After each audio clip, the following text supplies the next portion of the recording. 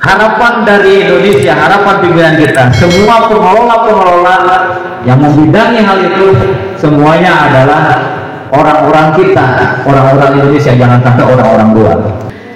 Ada anak-anak, ya ada laki-laki dan ada perempuan, dia memakai bendera merah putih, dia merasa bangga dengan merah putih.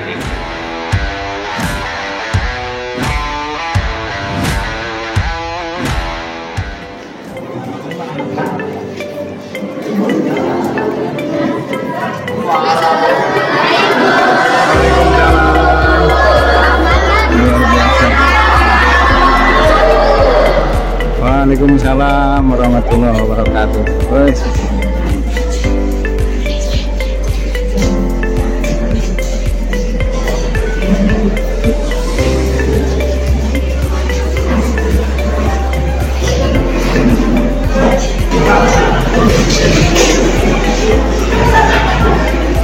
Yang terhormat Kepala Sekolah SMKS Putra Gunung Halu, yang terhormat Bapak dan Ramil, Bundadi SMKS Putra Gunung Halu yang kami banggakan.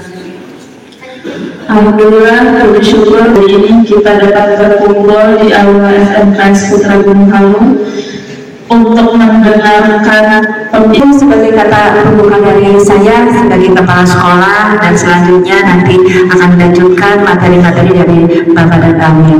Terima kasih atas perhatiannya. Alhamdulillah kalam, wabillahi taufiq wal hidayah. Wassalamualaikum warahmatullahi wabarakatuh. Waalaikumsalam warahmatullahi wabarakatuh. Assalamualaikum warahmatullahi wabarakatuh.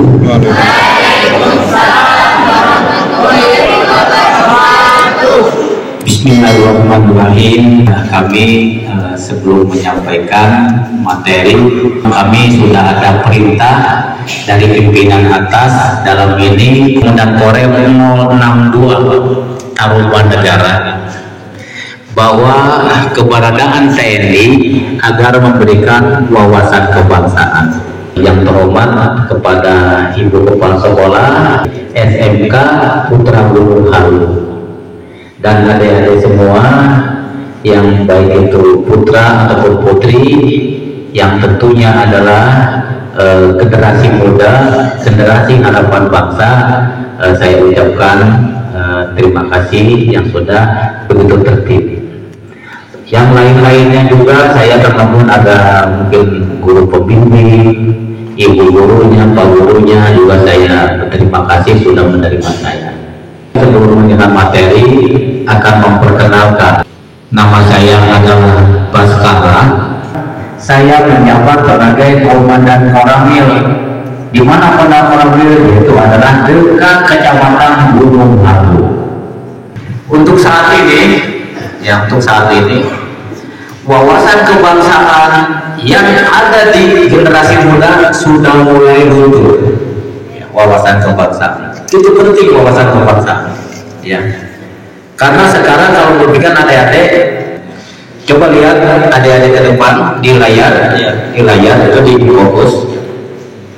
Wawasan kebangsaan yang di pojok di sebelah kiri ataupun sebelah kanan, ya. Di situ kalau kita lihat di lingkaran ada foto Komandan Korem 062 Taruman Negara, namanya Kolonel Infanteri Nurul Yakin MH.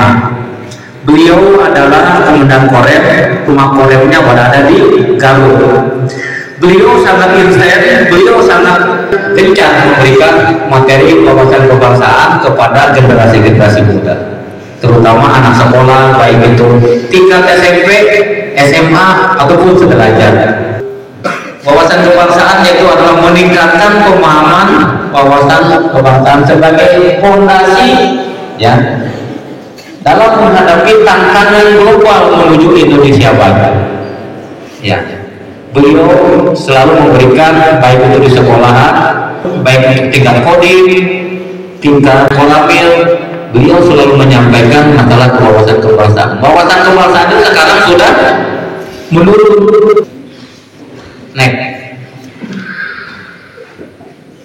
Coba kita lihat video bayangannya.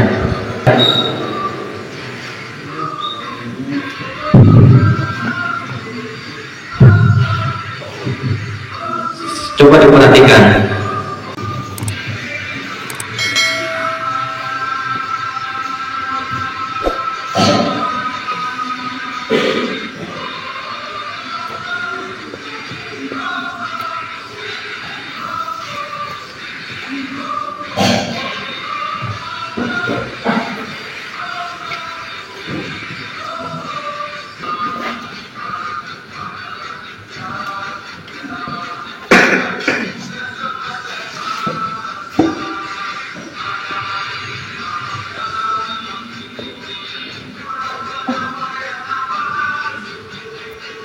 Yang sampai wawasan kebangsaan kita itu dulu. Sekarang pendahuluan. Yang pertama adalah globalisasi membawa peluang dan tantangan. Ya. Yang kedua, wawasan kebangsaan adalah kompas di tengah dinamika global. Dan yang ketiga adalah pemahaman yang ini bangsa sangat penting di era digital dan global. Kalau kayak kita lemah, kita akan tertinggal. Kalau global kita menggunakan teknologi kalau kita lemah, kita juga akan tertinggal. Sehingga di sini globalisasi membawa itu globalisasi. Yang kedua adalah wawasan kebangsaan adalah kompas dengan dinamika global. Ya. Kalau bagaimana contohnya kompas? Kalau kompas berapa jarak ke sana? Arahnya kemana? Contohnya kita ke kiblat aja. Coba buka kompas ke sana. Ya. Berarti kompas kita menuju ke tempat ibadah yang benar. Tempat kita belajar yang benar, menuntut ilmu yang benar, beribadah juga harus benar. Makanya kita sebagai kompas, kita yang tidak global. Kalau ada yang tidak memiliki cita-cita, tidak memiliki keinginan, kemampuan dan asal jalan saja, ya sama aja kita ibadah. Contohnya ibadah yang tadi dilaksanakan bahwa wawasan kebangsaan adalah kompas di tengah dinamika global.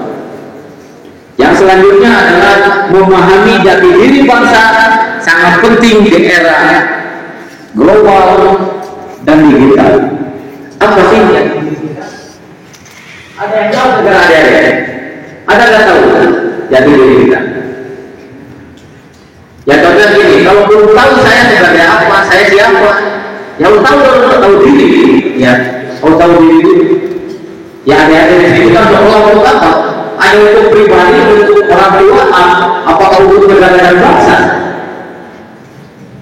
Ya, kalau untuk diri sendiri, ya berarti hanya untuk membuktikan diri sendiri. Kalau untuk orang banyak, ya berarti bermanfaat. Kalau kita hidup sendiri tidak bermanfaat, ya percuma kita jangan hidup di Indonesia.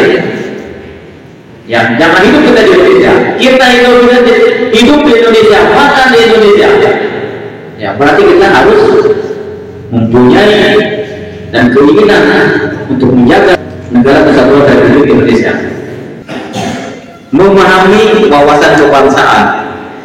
Bagaimana cara pandang bangsa Indonesia tentang diri dan lingkungannya? Yang poin kedua, penegakan kesatuan dan keragaman. Ketiga, sebagai filosofi hidup bukan sendiri, bukan sekedar teori. Coba lihat, kalian pahami. Ada yang sudah paham dulu maksud dan tujuannya? Ada yang paham tidak? Cara pandang bangsa Indonesia tentang diri dan lingkungannya. Kita di sini bayangkan ya, tidak menuntut negara kita merdeka. Kita merdeka tidak seperti membalikan telapak tangan, ya. Perlu perjuangan. Kita dijajah, kita ditindas oleh penjajah-penjajah. Coba saya pengen nanya, ya. Ada juga kita dijajah oleh Belanda berapa tahun ya? 3,5 abad. Berarti kalau di Belanda berapa? 350 tahun. Bayangkan. Bukan waktu yang sebentar, ya. Kita dibatasi belajar. Orang-orang yang bisa sekolah hanya orang-orang yang punya umur Orang yang bisa sekolah, orang yang punya jabatan bapaknya. Kalau anaknya petani, bapaknya tidak punya pohon, jangan harap Anda bisa sekolah. Yang Anda hanya bisa dipekerjakan sebagai romusa. Ya, sekarang Anda berada di dunia atau negara yang merdeka. Bahkan ada yang tidak mengenal para pahlawan yang berjuang, ya, merebut kedaulatan kita. Ya, mulai zaman POC, ya, zaman generasi muda kebangkitan nasional, sampai yang mempertahankan juga bagaimana. Ya, jangan sampai generasi muda kita itu tidak tahu hal itu. Yang selanjutnya yang menekankan kesatuan dalam keragaman. Kita kalau berbicara kesatuan, memang ya kesatuan negara kita, ya, tapi kan beragam. Kalau kita mengenal dulu namanya Bhinneka Tunggal Ika, ya berbeda-beda namun satu tujuan. Ya kalau seperti Gunung Halu, oh Gunung Halu aja keragamannya. Daerah Jakarta keragamannya daerah Jakarta. Oh Sumatera keragaman daerah Sumatera. Tapi kita harus tahu oh jati diri kita itu, ya. Oh pada kesatuan keberagaman. Sebagai filosofi hidup bukan sekedar teori. Maksudnya ngerti kan? Hanya teori ya, tapi tidak bisa dipraktekkan. Seperti itu ada di sini SMK. Pelajarannya, materinya mungkin ada yang mungkin apakah tata boga, apakah otomotif, apakah kelistrikan. Coba kalau teori tidak dipraktekkan mau jadi apa? Hanya sekedar sekolah, tapi tidak ada manfaatnya. Makanya sebagian filosofi hidup bukan sekedar teori. Aplikasikan, bagaimana aplikasinya? Sebagai generasi muda, ya harusnya tentunya bermanfaat kepada bangsa dan negara. Coba lihat itu, ya. Di situ adalah pilar-pilar wawasan kebangsaan. Mungkin ada negara itu sudah mulai runtuh, ya, mulai runtuh. Mungkin Pancasila dasar dan ideologi negara. Ya bisa saja ada yang mungkin Pancasila ada yang hafal 1 sampai 5. Ya, ada yang hafal Pancasila. Ya, ada yang hafal. Ya, kalau tidak hafal Pancasila berarti ada komunis. Ya, karena Pancasila adalah dasar dan ideologi tidak boleh dirubah. Coba bayangkan kalau Anda hidup di negara komunis, dibatasi kalian. Baik itu belajar, kebebasan dibatasi. Kita bersyukur hidup di Indonesia yang mempunyai ideologi Pancasila. Karena semuanya isinya adalah tentang agama tentang kemanusiaan. Yang selanjutnya adalah masalah Undang-Undang 45 yang baik diuraikan dalam batang tubuh ataupun pasal-pasal. Setiap ada upacara pasti ada tuntutan. Jadi tidak ada lagi penjajahan di atas kita, karena merupakan adalah hukum dasar negara kita. Yang selanjutnya adalah bentuk negara dan simbol persatuan. Ya. Apa simbolnya? Apa simbolnya? Bendera. Benderanya apa? Warnanya apa? Merah putih. Karena merah putih itu bukan sembarang merah putih. Ya, merah itu adalah berani dan putih adalah suci. Yang selanjutnya adalah Bhinneka Tunggal Ika, semboyan pemersatu bangsa. Coba kalau adik-adik kalau baca sejarah, ya, baca sejarah Bhinneka Tunggal Ika, kita di mana-mana ya, pulau-pulau semuanya ingin bersatu. Kenapa penjajahan bisa menjajah kita? Karena kita masih punya kewilayahan. Contoh mungkin ya kerajaan Sriwijaya yang ada di Sumatera atau di Palembang, mungkin kerajaan Demak, kerajaan Majapahit, semuanya kerajaan kuat semua karena dia tidak bersatu, dia hancur, dia gugur, dia hilang. Sebenarnya lagi yang tidak kalah pentingnya adalah kerajaan Pajajaran. Coba kalau raja-raja zaman dulu kerajaan bersatu semuanya, kita kuat, kita tidak akan hancur, kita tidak akan hilang. Contoh Pajajaran sekarang sudah hilang. Kerajaan Pajajaran sekarang masih dicari pada teologi, para ilmuwan. Di mana tempatnya masih itu? Demikian kembalikan oleh adik-adik, harus dicamkan, harus diingat-ingat dan harus diaplikasikan. Silakan lanjut. Nilai-nilai esensial wawasan kebangsaan. Yang pertama, cinta tanah air, ya, dan kesadaran bermoral. Cinta tanah air, coba tidak usah kata kuncinya hanya cinta. Mari kata kuncinya cinta. Kalau adik-adik tidak punya rasa cinta, bayangkan aja, si A tidak cinta ke si B, tidak ada lagi kedekatan, kesamaan, ingin bersatu. Kata kuncinya adalah cinta. Cinta tanah air dan kesadaran berbangsa. Kesadaran berbangsa tidak akan muncul, tidak akan terbina, dan tidak akan terpupuk kalau dia tidak ada rasa cinta. Jelas ini? Cinta tanah air dan kesadaran berbangsa. Yang kedua adalah yakin pada Pancasila sebagai ideologi. Yakin apa tidak? Berarti Pancasila ini, ya, prosesnya panjang. Semua pengen merubah, yang pernah berjuang pengen merubah, yang tidak berjuang pengen merubah. Ideologi kita ganti saja. Yang selanjutnya adalah rela berkorban untuk bangsa dan negara. Coba adik-adik di sini, rela berkorban untuk siapa? Contohnya gini aja, Anda adik-adik sini kepengen jadi tentara, ditanya ngomong apa jadi tentara? Apakah kalian dapat gaji? Tidak. Akan membela bangsa dan negara. Kalau Anda tidak mau membela negara, jangan jadi TNI, jangan jadi guru.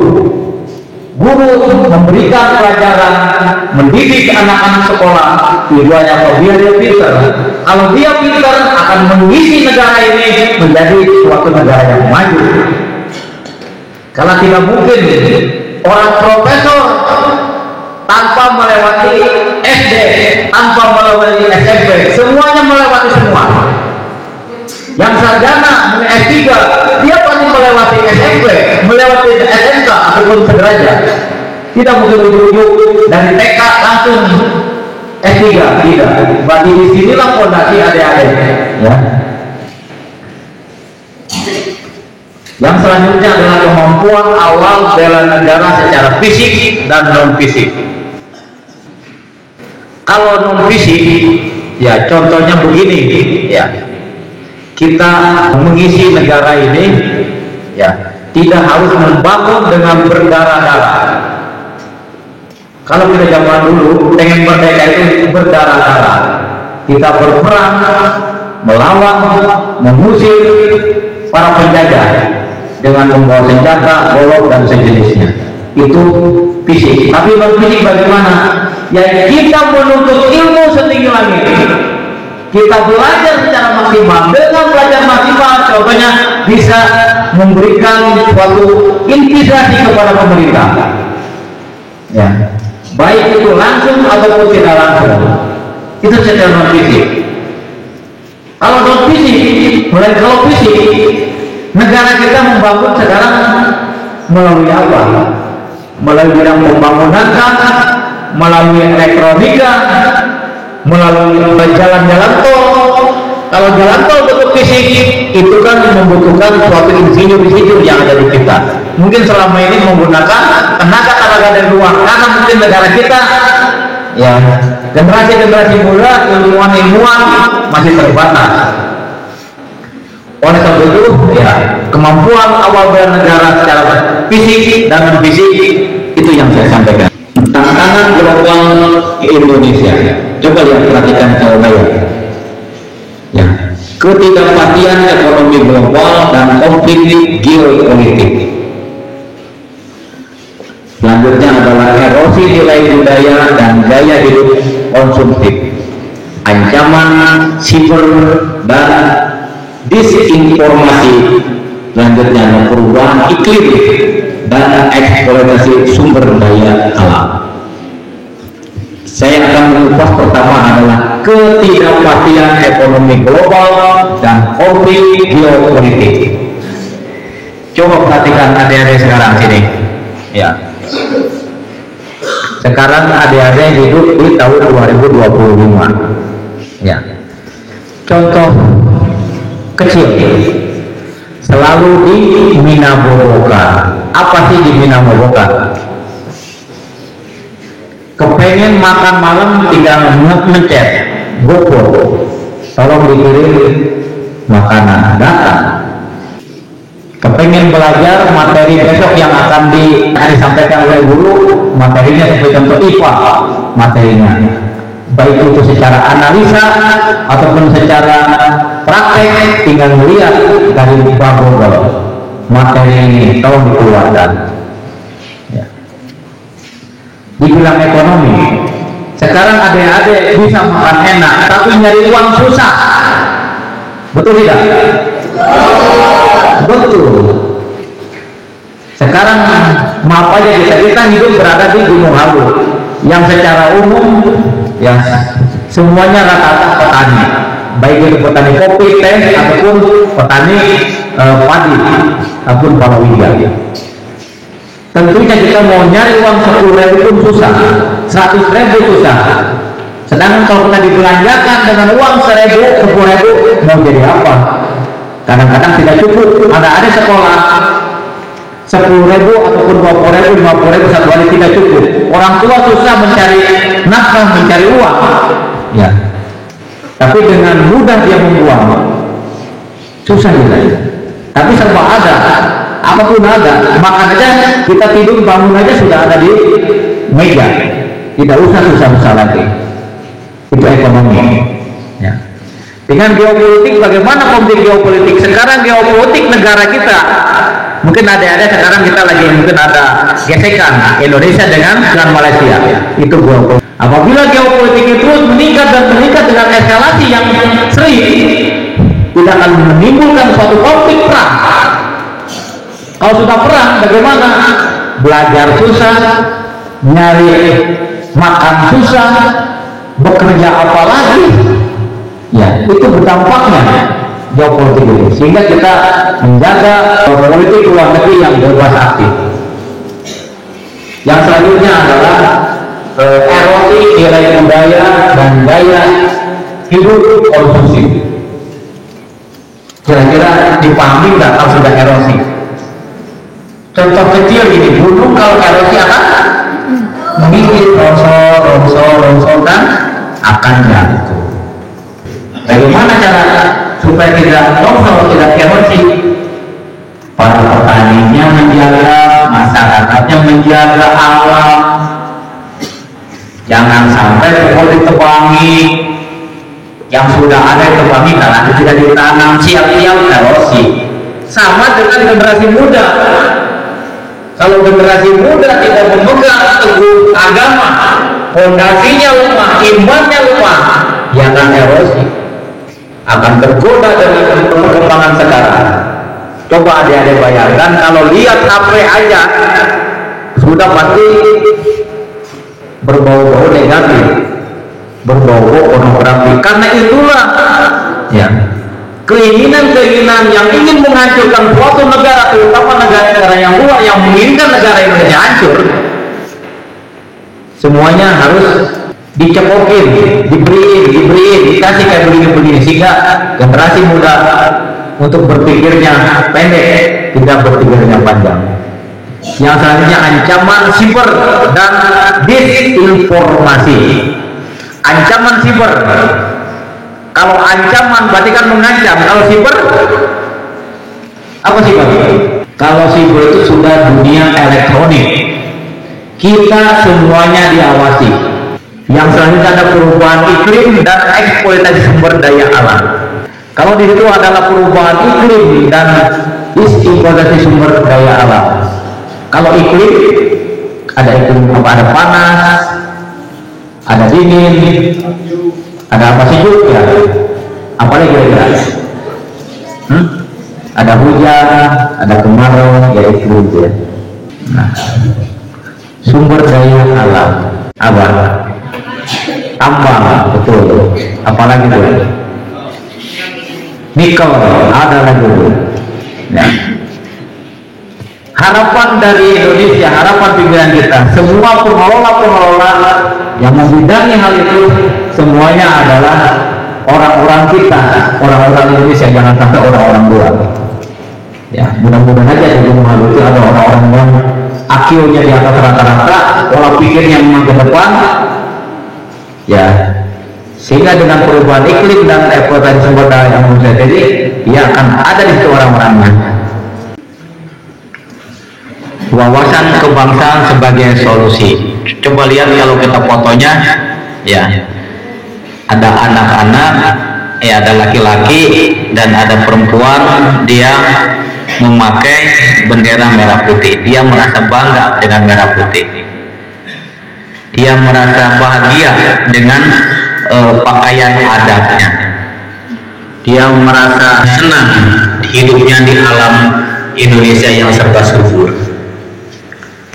Coba bayangkan kalau orang-orang lain, tidak usah jauh-jauh, yang negaranya komunis, dia pengen berontak, dia keluar itu aja dibunuh dia, takutnya wilayahnya bocor dan dia tidak boleh kemana-mana. Harus di situ kita masih ada kebebasan, bebas berbicara, bebas untuk menyampaikan pendapat, bebas untuk menuntut ilmu, dan bebas untuk berkreasi.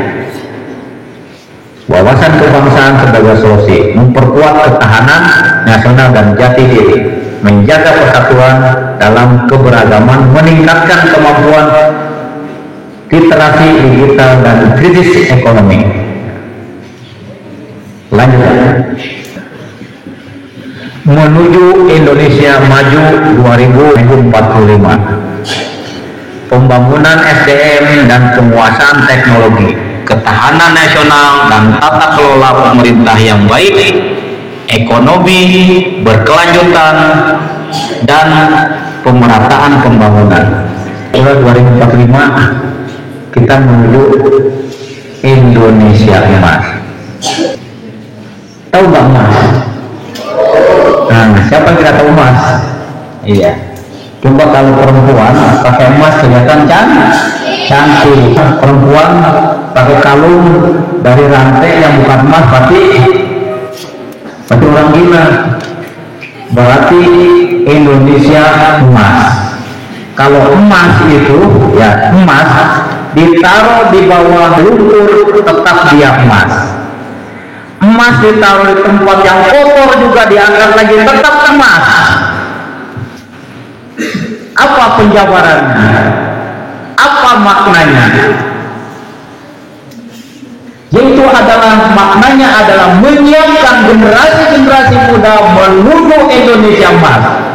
Kita mulai dari sekarang ini SMK, ya, SMK. Kalau generasi-generasi muda kita sudah disiapkan, bukan tidak akan jadi emas, dia jadi hanyalah besi, karatap lagi, besinya yang tidak berguna lagi. Ya. Oleh sebab itu, pembangunan sumber daya manusia dan penguasaan teknologi.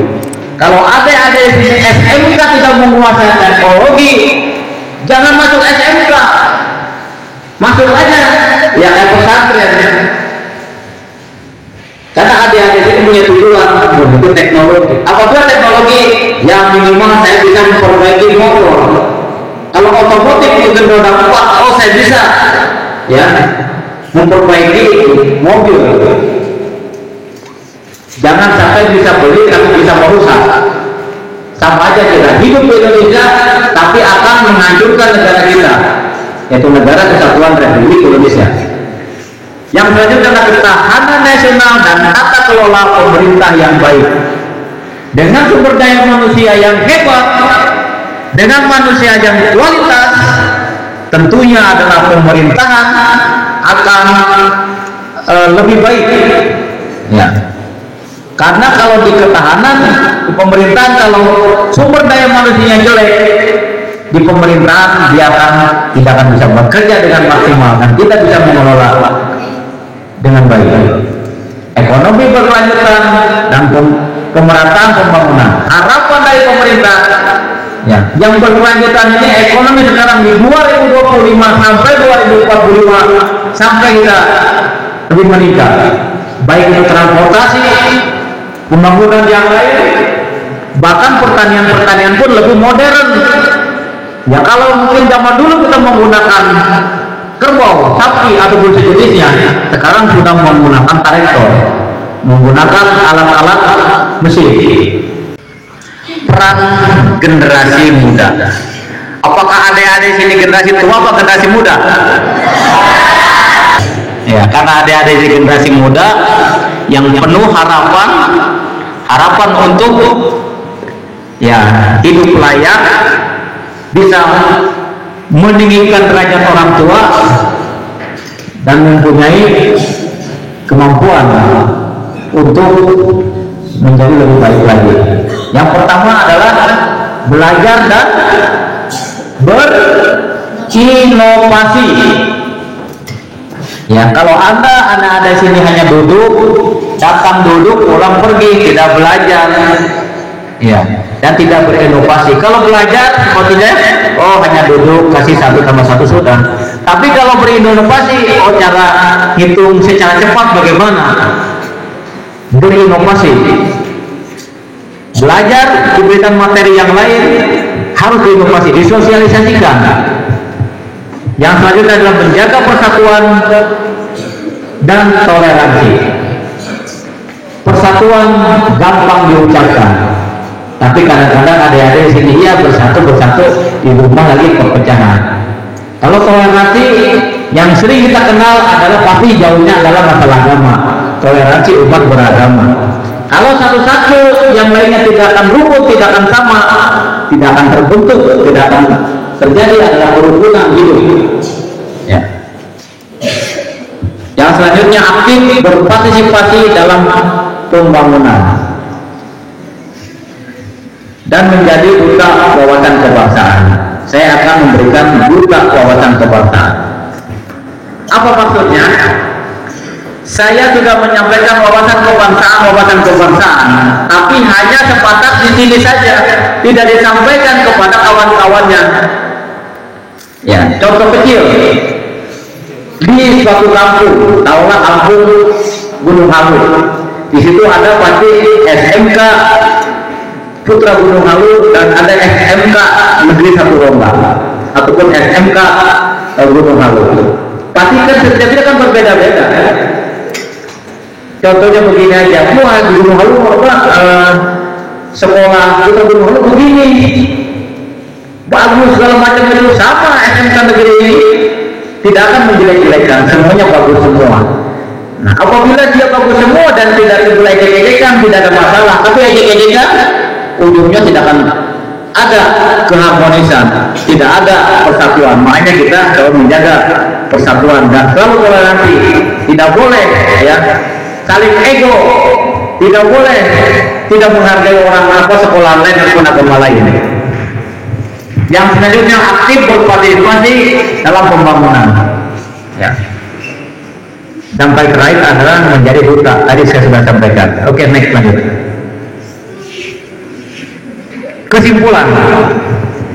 Kesimpulannya adalah pertama adalah wawasan kebangsaan adalah fondasi. Yang kedua adalah menghadapi tantangan global dan ketiga adalah peran generasi muda. Tadi sudah sampaikan wawasan kebangsaan fondasi. Kalau rumah fondasinya jelek, rumah fondasinya asal-asalan, cepat roboh, cepat rusak. Begitu juga generasi muda.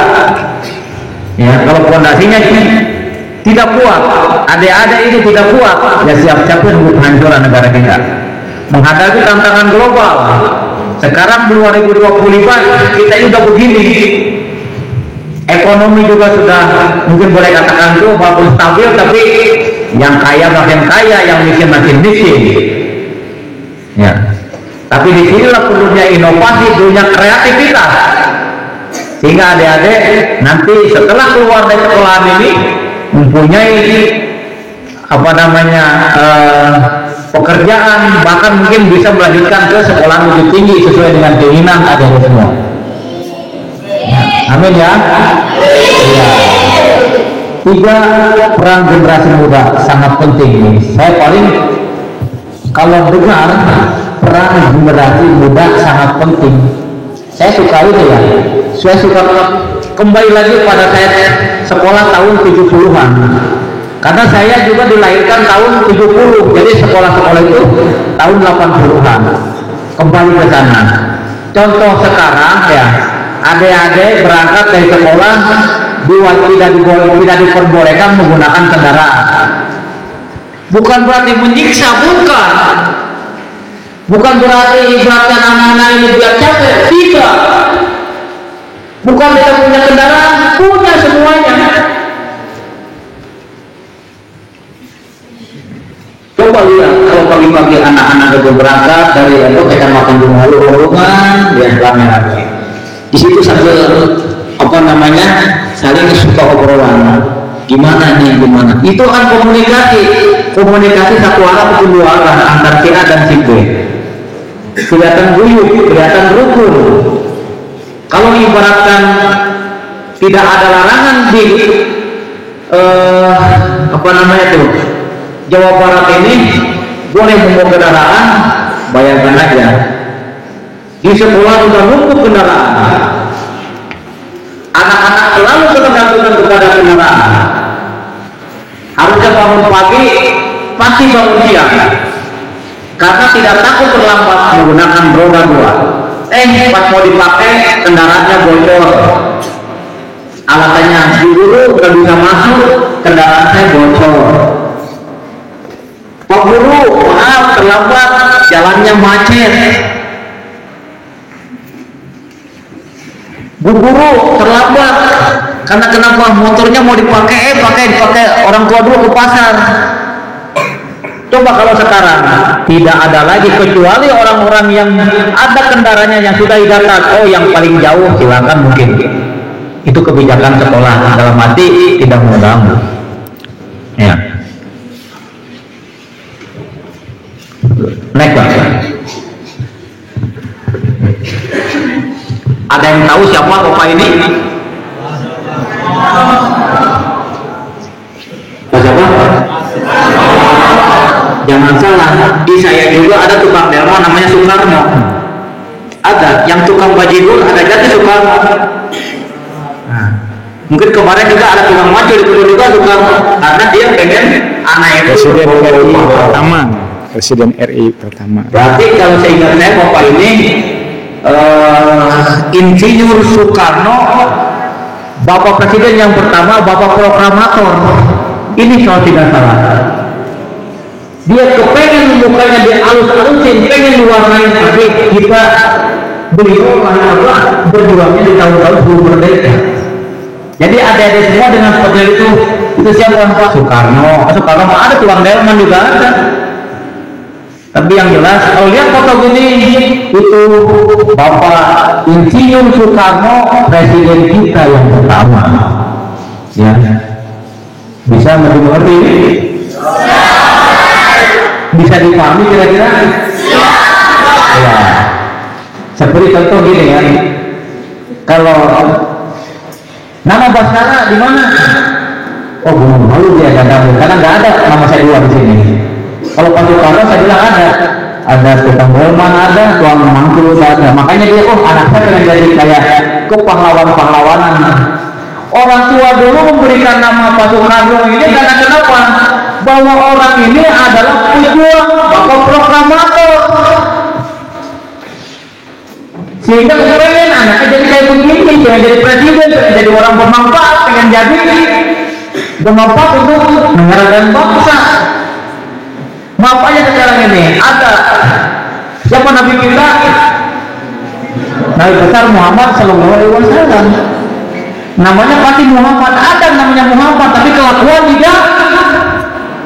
Bukan kelakuan Nabi, kelakuan apa namanya? Firaun. Bukan Nabi, namanya orang berandalan, namanya Muhammad.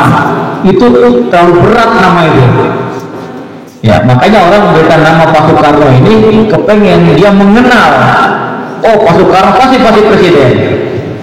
Oh, namanya Muhammad pasti Nabi Muhammad. Ya.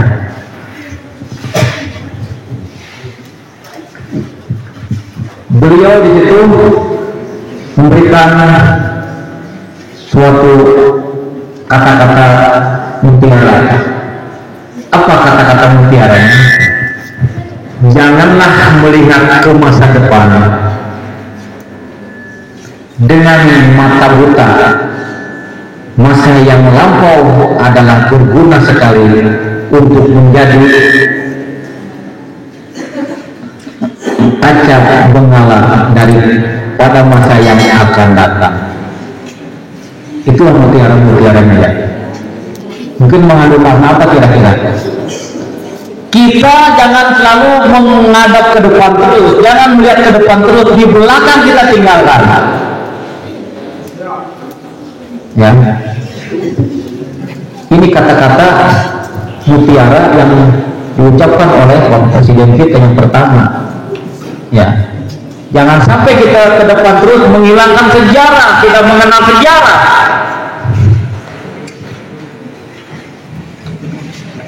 Yang kedua adalah janganlah kita lupakan demi tujuan kita bahwa para pemimpin berasal dari rakyat dan bukan berada di atas rakyat.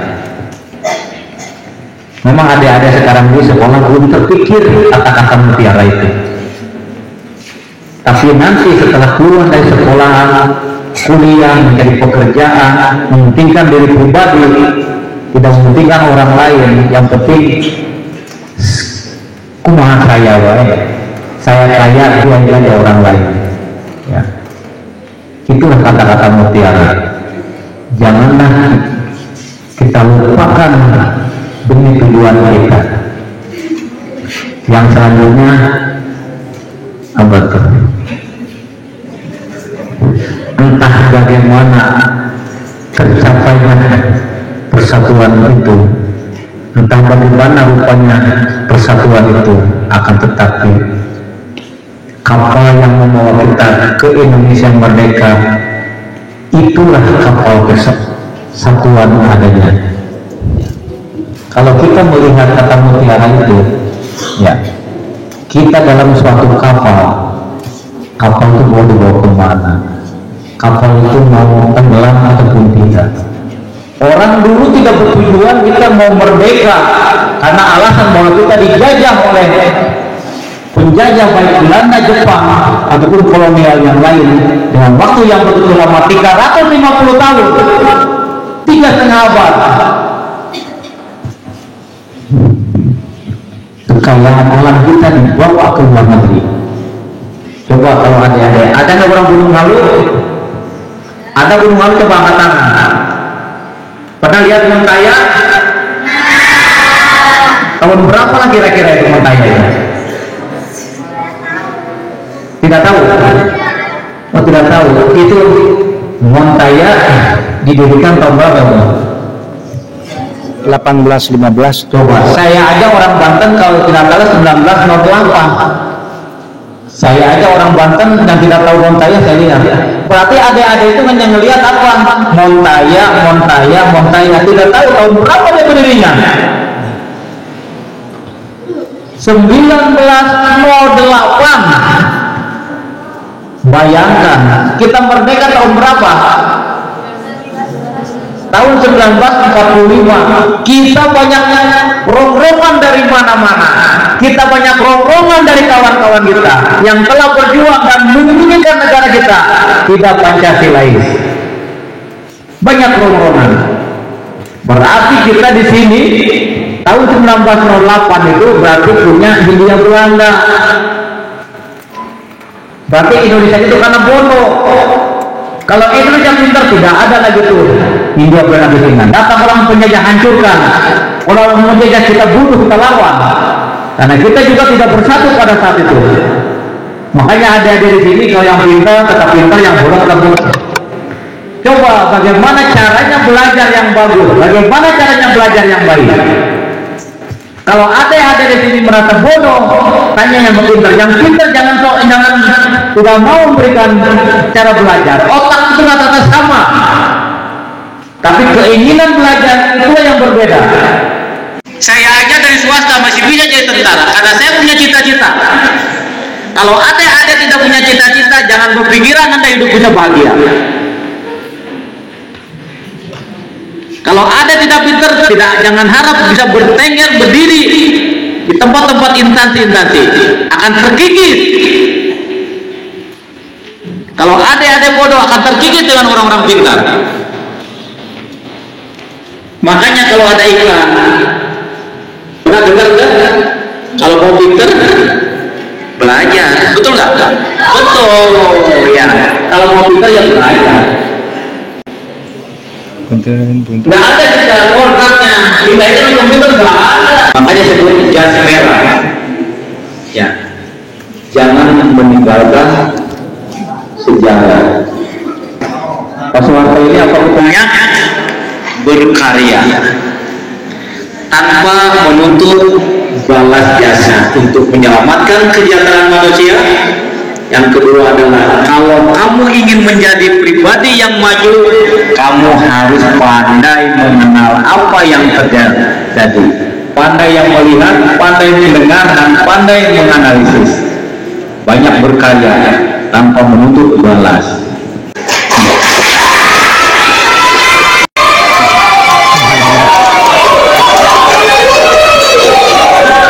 Antara tentara dengan masyarakat dia berpegangan tangan. Artinya apa?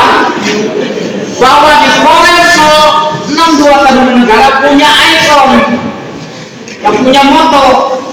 Ya, motonya apa? Yaitu adalah ngahiji, sangkan ngajari. Berarti kita bersama kita bisa.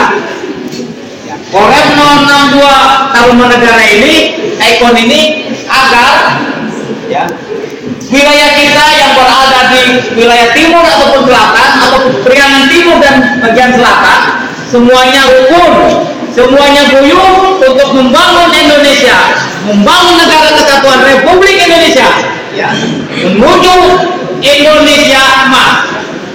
Makanya kami memberikan penghormatan kebangsaan yang sudah diberikan, yang sudah diarahkan oleh Bapak saya dalam ini Komandan Korem 0602 Tarumanegara, yaitu adalah Bapak Kolonel Infanteri Nurul Yakin MA.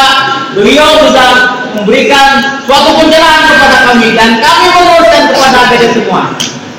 Saya berpesan dengan materi yang sudah diberikan, tolong ya, tolong dimengerti, tolong dicamkan dan disampaikan kepada rekan-rekan yang ada di wilayahnya. Ya, bisa ini? Bisa tidak? Bisa tidak? SMK Pugu bisa, jaya, luar biasa. Korem 062 Tarumanegara. Nah, ini.